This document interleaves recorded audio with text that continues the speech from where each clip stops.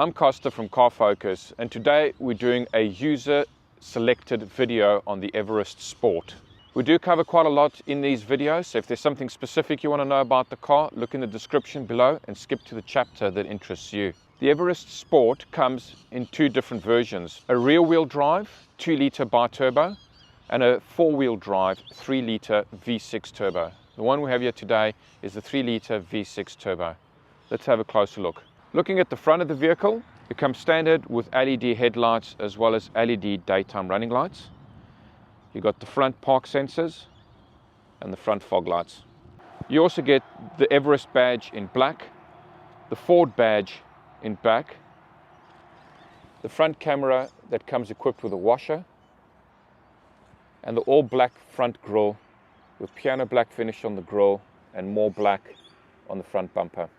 You get 2 recovery points on the front of the vehicle, and you also get a steel bash plate on the V6. You also get an acoustically insulated front windscreen, meaning that the screen is laminated for extra sound insulation. Looking under the bonnet, the Sport comes in a 2-litre bi-turbo or a 3-litre V6. The 2-litre bi-turbo produces 154 kilowatts versus 184 for the V6. 500 and 600 Newton meters respectively. They both have an 80-litre fuel tank. The fuel economies are different, 7.1 litres per 100 on the rear wheel drive and 8.5 litres on the 4-wheel drive, which would give you a range or estimated range of 1126 kilometers in the bi-turbo or 941 on the V6. CO2 emissions are published at 187 for the 2-litre and 224 for the V6. Moving to the side of the vehicle, your options on the alloy wheels are 2. You can either take the standard 20-inch road tire that we have on this vehicle today with the black alloy, or you can upgrade it as a no-cost option to the 18-inch all-terrain tire, also with a black alloy. You get a color-coded wheel arch in the body color of the car. You also get the V6 logo or the bi-turbo logo in this little side air vent with a bit of piano black and matte black finish.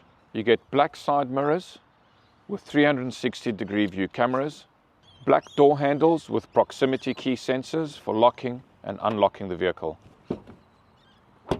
You also get black standout rails, standout meaning they've got this gap here, which makes it better for attaching accessories. You also get these blacked out pillars and black privacy glass. Black side step and the black Sport logo on the driver's door. Moving to the back of the vehicle, you get a bee sting aerial and a color-coded spoiler with high-mounted stoplight. LED rear tail lights, the Everest logo running across the back, your reverse camera, as well as your release button for the power tailgate. You can option in a tow pack option, which would give you the tow bar, the tow ball, as well as the Anderson plug connector.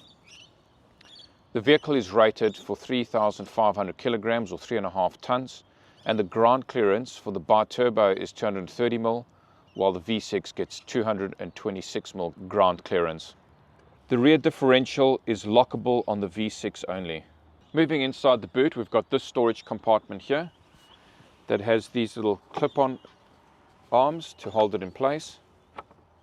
Inside there you get your spare wheel release access point, and you also get your spare tools, which are situated underneath this cover, and a convenient storage space for your tow hook. It's got multiple 12-volt charge points, one over there and one over here. It also has a 10-speaker sound system, and the sub sits here in the back. Third row passengers get this storage space over here as well as their own cup holders. It has 2 tie-down points at the back with another 2 on the sides. The rear boot gives you a flat loading area with the 2 third row seats.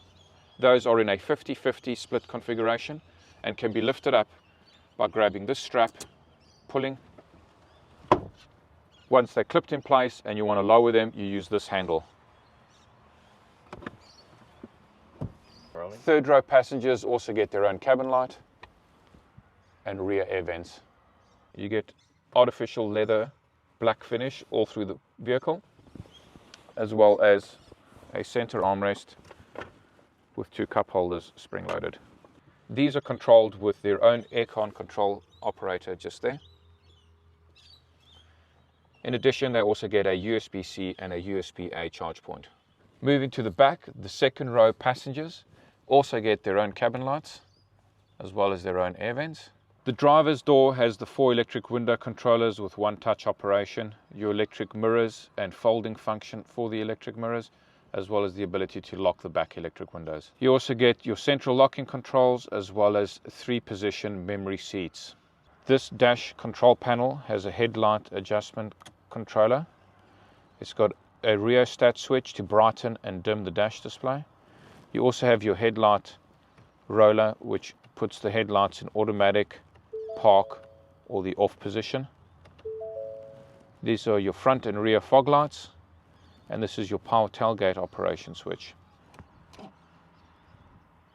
Electric front seats for driver and passenger. And keeping with the blacked out theme, you have black scuff plates and black carpets. On the right hand side of the steering wheel, you have the controllers for your track selections, your mobile phone, as well as all your trip computer menu operation buttons. On the left hand side, you have your volume controllers, your voice command button, and just above this silver line, you have all of your cruise control settings, including speed limiter, adaptive cruise, and lane keep assist system. The steering wheel also has a height and reach adjustable setting. Looking at your central digital display,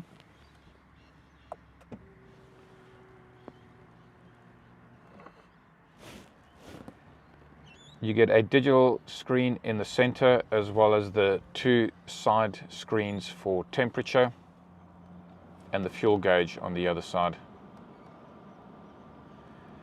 The center screen gives you a digital speedometer as well as a car icon which indicates what is happening with your lane keep assist system.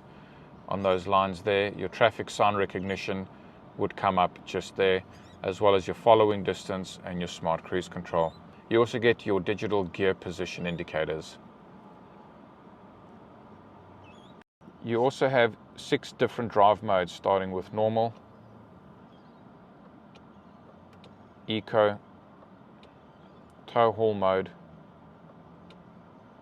slippery, muds and ruts, as well as sand mode. Each of those different modes will either activate or deactivate the 4x4 system and lock or unlock the rear differential. In addition to your drive mode selector, which rolls left and right, you also get to choose your 4-wheel drive settings, so you can manually put it into 2 high, 4 high, 4 low, that's it, or 4 auto. The vehicle is also fitted with an electric brake controller with a pinch switch to manually activate it, or your minus and plus buttons to set your gain. The digital screen is broken down into 2 sections, the main part of the screen and this bottom section here for the aircon controllers. To keep it simple, you look at the top here and you have 3 different buttons. You have your cameras, which brings up your camera menus. In the middle you have your setting button, which gives you access to all of these different menus, from controls to sound to phone to vehicle to general, and all sorts of sub menus inside these menus. And finally you have your home button, which brings up a more traditional set of app looking controllers to go into radio, phone, navigation, media, Apple CarPlay and Android Auto, which are both wireless, your digital owner's manual, your sketch, and finally hitching up towing and all your towing functionality through that button over there. Looking at the 12-inch screen, we are now in reverse camera mode, and these are our different options. You can either get your 360-degree view mode, or you can switch to the front mode, the enhanced front mode, or reverse mode with dynamic reverse lines. You also get this 5th option, which is your tow hitch mode, which allows you a straight down view of the tow ball. Looking at your aircon controls, you have 2 options. You can either use the analog switches or tactile switches at the bottom here, or you can use the bottom end of the digital screen, which gives you the same functionality but in a digital format.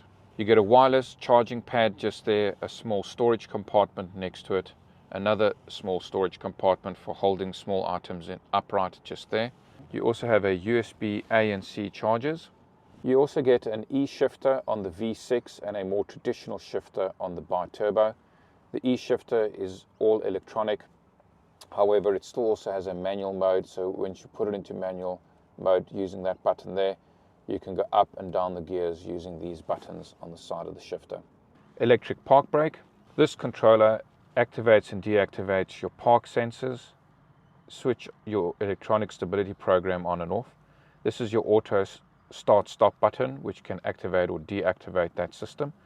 And finally, this button here is your off-road and camera view selection button. Center armrest, which also doubles up as a storage compartment.